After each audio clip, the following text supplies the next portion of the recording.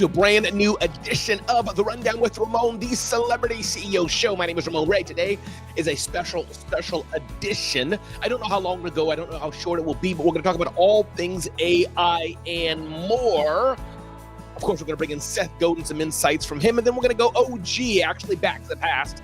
A reminder of things that we should be doing. Welcome to a brand new edition.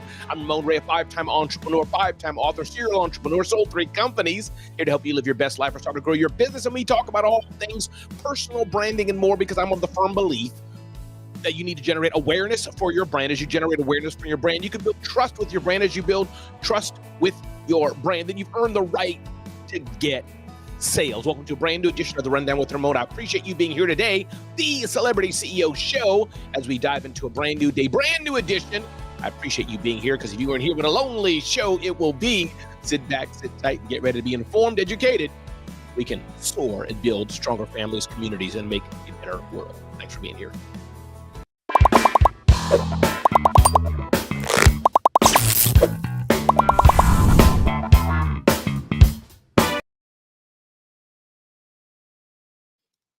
All right, so as I said, today's a special edition, and we're going to focus quite a bit on the power of AI. You probably heard about it quite a bit. Maybe you feel that you're oversaturated with AI. Most of you, I find, are using AI in your business. Most of you who are watching me, but there's a dearth, I think is a word. There's a number of business owners and individuals that are not yet involved in AI. In fact, there's a subset of people that might even be afraid of AI, and I do understand it. But there's like people who refuse to get fax machines and said, no, I'm not going to get it yet, Deborah. Like people who said, no, I'm not going to get, I don't know, smartphones, Ayanna, but they got it. Like people who said, no, I'm not going to get the a car. I'm going to keep my horse, but they got it. Like people who said, no, the camera is what we need and nothing will beat film, but they don't have it. AI is like that, and I feel that we can use it more and more and more. Am I going to give you a primer today, LaShawn, in AI? No. You can just Google that, go on YouTube and get a primer, hours of content on how to use it, how to do. But what I want to do in the personal branding segment here, the Celebrity CEO, is whet your appetite and explain why it's so powerful. Again, you can get to know me better at celebritysceo.com. Thanks for being here, LaShawn and Deborah and Ayanna. If you're looking to learn how to play piano, definitely want to check out all things The Musical Web led by the amazing Ayanna. So headline ripped out today, or a few days ago, whenever it was, that said New York Times gets internal AI tools. Now, New York Times, this long-running, over 100 years old, I guess, or something like that, newspaper of record, equal to the Wall Street Journal, hundreds and hundreds of reporters and breaking news, the newspaper of record across the nation, especially in the New York area. Now, since it's getting AI tools, and of course, years, it's prided itself on having original journalistic writing. And of course, the New York Times right now is saying writers should not start stories, should not use AI to write their stories. I totally get it. But my question is, why not? And hence the headline of today's show's AI and authentic content. Can it be done? What do you think, LaShawn? What do you think, Deborah? What do you think, Ayanna? Can it be done? And I would dare say yes, but I understand the fear. And the big fear, I suspect, is a political fear. Hey, Nassar, glad you're here. If we start to leverage the power of AI to use in our businesses, if we start to leverage the power of AI in the New York Times, will it cannibalize our reporters? Will it cannibalize our writers? Will it cannibalize our journalists that we're paying to do the livelihood? Are we holding our nose in the air and saying that we need to have the human-centered journalism only? That's what people want, and that's what works. I get original reporting. When an airplane crashes, you can't go to AI about that. The facts are there. How many people died? How many people lived? Hey, Kimberly, glad you're here. How many people? What happened?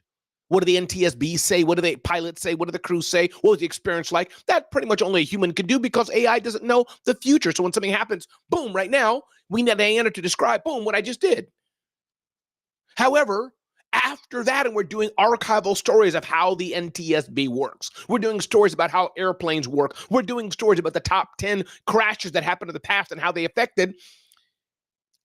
I don't know if you need to have that original writing. Dr. Martine, good to see you. I'm glad to have you back here on the Celebrity CEO Show, The Rundown with Ramon. So I understand the pickle that the New York Times is in, putting up guardrails and saying, hey, you can use these tools for research. You can use these tools to understand more about the story, putting guardrails about how their reporters can use AI. But I do think it's short-sighted. If I'm writing an article about 10 ways to drink coffee out of a red cup, yeah, there's some human dimensions that can be done there. There's some human aspects that are needed, but much of it can be done with AI. Much of it can be done. And so I think there's a fear of AI that many of us have, a fear of AI that some people may have that, hey, it will take my job. Well, guess what? It will take your job. It will. That means you have to find a way to serve your customers. I don't like this camera angle. Serve your customers better. Serve your customers different. Serve your customers in new ways. Find out what they want and what your value is for your customers. Because if not, every new wave of technology that comes by, you'll always be limited. Every new wave of technology that comes by, you'll be scared. Every new wave of technology that comes by, you'll be wondering, what do I do or what don't I do? I was using QuickBooks recently. And before, you'd have to go to an accountant to help you with reconciliation, at least as I understood it. Maybe they had back-end tools that were automated, but now QuickBooks has tools built in. You click reconciliation, and my bank accounts are equal every single month. Before, it would take me hours. I had to go back and find where is the missing 25 cents, where is the missing $10, where is the missing $99, where is the duplicate charge. Anybody gone through that? But now I hit a button and into a QuickBooks, boop. Or you can use Zoho Books, a great tool as well. Wave Accounting, Xero, many other tools like that. And the reconciliation takes seconds to do month to month. In fact, it could be probably even more automated if they wanted it, but I think they want some human dimension in there so the human has accountability for it. But how many of you have had this fear that what you're doing, can it be replaced by automation? How many of you have this fear? How many of you have this thought? And if you haven't, I suspect maybe you're lying or maybe you're in a really special industry. Even me as a speaker on stage, sure. Can a literal robot go on stage and speak as good as me and replace me? No, it cannot right now. It just can't happen. The audience dimensions, the audience engagement, going into the audience, getting off the stage, initiating clapping spontaneously. That's the human part. But I'm not kidding myself that one day maybe it could be a humanoid robot on stage, and or maybe they find other ways to get audience engagement and can replace me, a professional motivational speaker and event host. Until that happens, by the way, you have events coming up in 2025, 2026. Let me know. I'd love to serve at your next event. Let me know. So this leads us back to the question, leads us back to the aspect of AI. Yes, New York Times is bringing AI into the newsroom, getting internal tools, even though, of course, its staff could use external tools already, but getting internal tools into the newsroom to use the tools that we've been using for years. They're cautiously rolling it out, and they have some guardrails on it. I understand it. But many of us have our heads in the sand and are afraid to use the tools. In fact, worse, we're afraid that our clients will begin to use the tools and not need us. Hasn't Canva done that to many of us? Is my graphic designer needed a bit less? Sure, because I can use Canva. But the bigger thing for your teams to use is get them to use these tools to take their business to the next level and to serve you better. That's the genius of it. That's the gem of it. To train your staff, don't think, hey, you can lose your job. Some might. Maybe there's less hours. Yes, that's a possibility. But don't have them live in fear. Have them live in purpose. Don't have them live in panic. Have them live in purpose.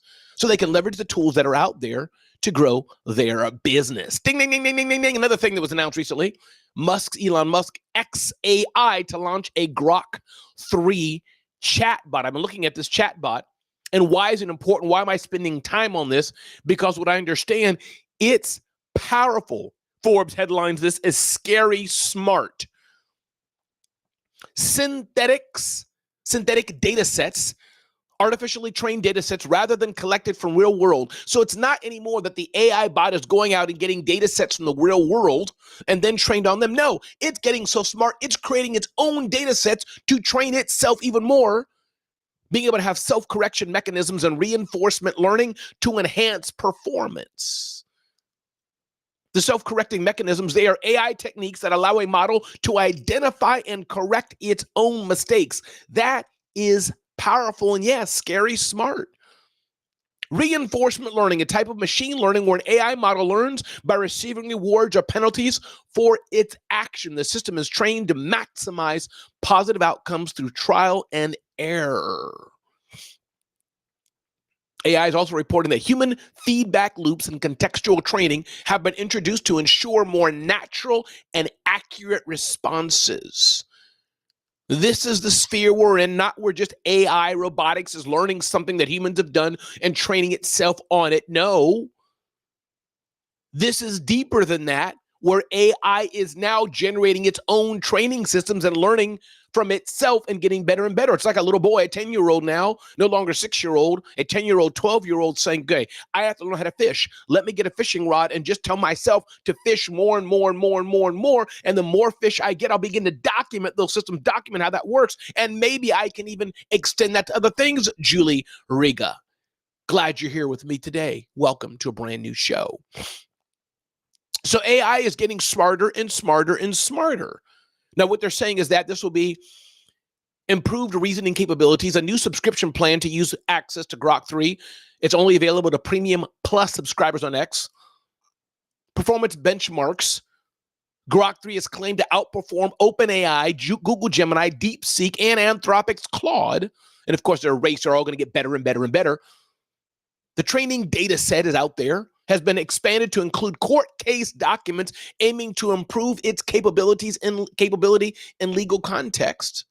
There's the voice mode. A future update will include a voice mode for the Grok app, allowing AI to respond with a synthesized voice. Deep Search. Grok 3 introduces a smart search engine called Deep Search, which is a reasoning chatbot. And Grok 3 began immediately to be rolled out to Premium Plus subscribers. I think I have Premium. Not sure if I have Premium Plus. So not even sure if I have access to it right now. To my understanding, this was achieved through the use of a massive data center in Memphis with around 200,000 GPUs computational power, more than 10 times the computational power of its predecessor, Grok 2. Not only is this happening, ladies and gentlemen, but it's happening faster and faster and faster. So here's the rub. Here's the insight for you that I don't want you to ignore, that I want you to remember. Don't be afraid of the technology. Don't be afraid of the evolution. See how every day you can leverage it and use it. My name is Ramon Ray. This is a brand new edition of The Rundown with Ramon, the Celebrity CEO Show. We talk all things personal branding, marketing, sales, and more to help you live your best life or start to grow your business and take your business to the next level. Technology is advancing, and it can be a scary process. I want to bring in my friend Seth Godin. He has some amazing insight for us today. Alexandra Nicole, glad you're here. Seth Godin has a headline here titled, Playing Billiards on a Boat. And is it pronounced billiards or billiards, Dr. Martine? It is mind-boggling indeed. It is the fast pace of how technology is evolving. When you think about it, in my lifetime being 52 years old, I came here when the Netscape browser, the internet was being birthed, connectivity. Right before then, we only had USB thumb drives and floppy disks, made telephone calls to airlines. We had to, boop, boop, boop, boop, boop, boop, telephone dial bridges to connect to other people. VHS tapes. Quickly moved to having a browser where you could search libraries and search encyclopedias online, CD-ROMs, you get CD-ROMs. Hey, Nassar, you're asking about a speaker sheet. Nassar, you pitched me to have a speaker sheet. And during my live show, you're asking me, you're pitching me on what you pitched me on my live show, any specific date or time for speaker sheet. I don't know a specific date or time, Nassar. I appreciate your hustle. But during a live show that I'm doing, pouring into others, wrong timing to pitch me on something that you pitched me on to sell me something. I appreciate it very much. But it's the wrong lens, wrong approach, and I appreciate that. And the reason I'm using it as an example, this happens quite often sometimes. People will pitch you something in private, encourage you something. Hey, Ramon, do you want a cup of coffee? Let's say Julie Riga, she would never do this, but she says, Ramon, do you want coffee? We're having a private conversation. And I'm like, yeah, maybe I want one, maybe not. We'll see. But then I'm out in an event. I'm at an event with 10,000 people, and Julie Riga stands up. Hey, Ramon, I asked you if you wanted to buy the coffee. Are you ready to buy yet? Wrong time to hit me. Wrong time to pitch me. These are bad taste in the mouth. So I appreciate your push. I appreciate your flow, Nassar. Those who can't see the comments, I won't bring them up. But just a learning lesson, as you're wanting to do business with somebody, I get it. We all want business. But you don't pitch somebody for their business on a live show they're doing and ask them for that. But I appreciate the hustle. I appreciate the push. I get it.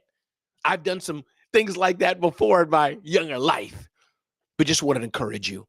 I'm not going to respond to, I'm doing a live show, pouring out to Dr. Martine, Alexandria, and Julie, and others here, and tell you, hey, here's what I'm going to have a speaker sheet. Leaves a bad taste in the mouth. So just want to give that feedback to you. So Seth Godin talks here about playing billiards on a boat. And I want to read this to you. He says, we take stability for granted until it's no longer there. Some art forms and enterprises benefit from an unstable environment where systems are in flux and the changes are unpredictable. Others are nearly impossible. How much priority do your investors, clients, and employees put on building processes that do well in chaos? Or are you betting that the conditions will be just like now, but better? Resilience is underrated. Again, or are you betting that the conditions will be just like now, but better? Resilience is underrated, says Seth Godin. Here's the lesson here for you, Dr. Martine. Here's a lesson here for you, Alexandria. Here's a lesson for you, Ayanna.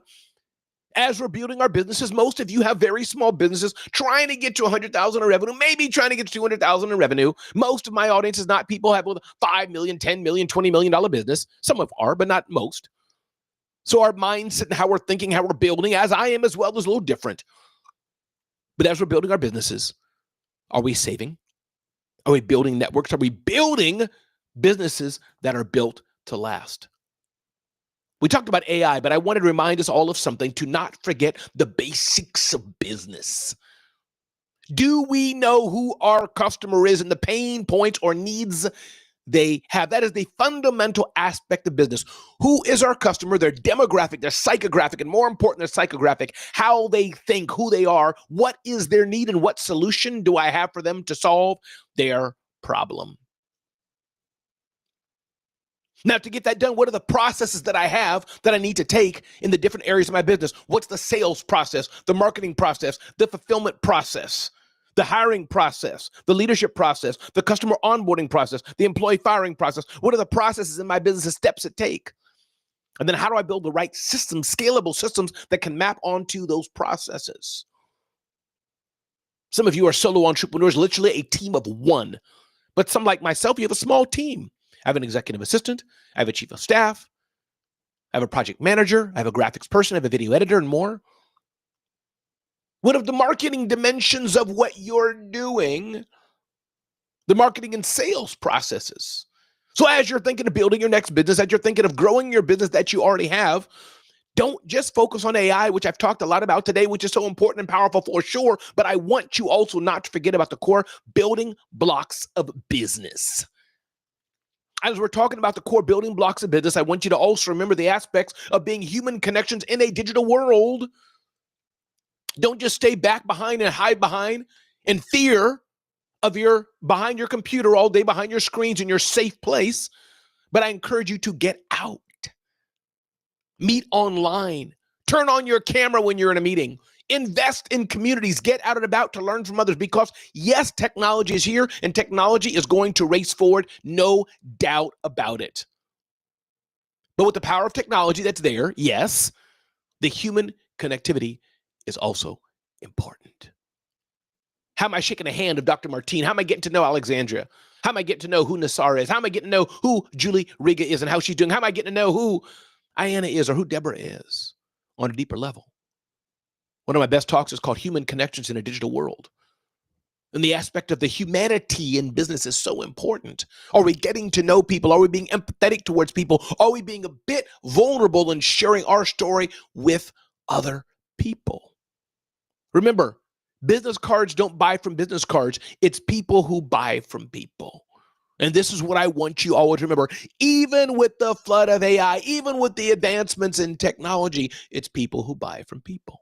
It's building trust. Now, there's e-commerce, of course, where you see an ad, you see something and you click and you buy it. There may be no person that you see directly. I totally get that. But the point I'm making here is that at the end of the day, It's that beautiful blend of technology, which is absolutely important, combining with the God-given talents we are as humans, as people, which make business come together, which build trust come together. You all are here today. You're not listening to some AI bot. You're hearing Ramon Ray, Ayanna. You're hearing Ramon Ray, Deborah. You're hearing Ramon Ray, LaShawn, and Nisar, and Kimberly, and Dr. Martine, and Julie, and Alexandria, and others who are watching and joining. There's the live component of this show, and the show is broadcast to thousands afterwards. The question, how will you show up today? Who will you be today with the rush and rough of technology all around us? Who do we decide to show up? Who will we be today to make the world a better place?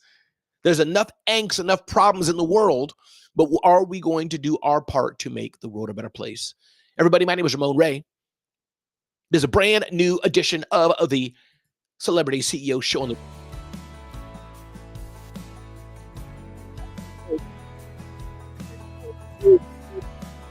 you learn something today. I hope you see something today that can help you in your life. You're welcome, Dr. Martine. Glad you're here. Yes, AI is here and AI is not going nowhere. But I don't want you to be afraid. I don't want you to be fearful. I want you to embrace it. But as I said before, I also don't want you to forget the human dimensions of your business, the human dimensions of life. That's most important. The relationships you have, the people you know, the people you see, the people you can serve. That is most important. I never want you to forget about that aspect. Everybody, this is a brand new edition of The Rundown with Ramon. Joe Smith is here with us today. Yes, with my business being relationship-based, we have to connect, pick up and answer the phone. Love this. Thank you so much, Joe Smith. Glad you're here today. One of my favorite humans in the world, Brittany Nicole.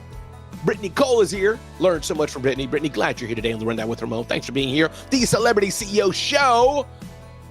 A wonderful, wonderful, beautiful human who always uplifts and one of the smartest people I get to hang out with on a regular basis. Thanks for being here, Brittany. If I can help you all and serve you in some way, looking for a speaker at your next event, check out RamonRay.com. Looking for an event MC for your next event, check out RamonRay.com. We are building a powerful ecosystem to help you build your personal brand at CelebrityCEO.com. And then, of course, our flagship site, ZoneOfGenius.com, is growing more and more each day as well. I encourage you to DM somebody today, call somebody today, and let them know that you care. Let them know that you appreciate them. Let them know they are not alone. Because I'm telling you today, you're not alone. There's people all around you, online communities, offline communities, in your church, in a Facebook group, in a Zoom meeting, in a community somewhere that are around you. And if you're lonely, you feel you have no one, email me, DM me, connect with me, and let me know, and I'll introduce you to communities of support. Have an amazing day. Have a beautiful day. Have a blessed day today. Go out and conquer and live life to the fullest. And thanks for being here on a brand new episode of the Celebrity CEO Show on The Rundown with Ramon. Glad you're here today, and be blessed. Thanks.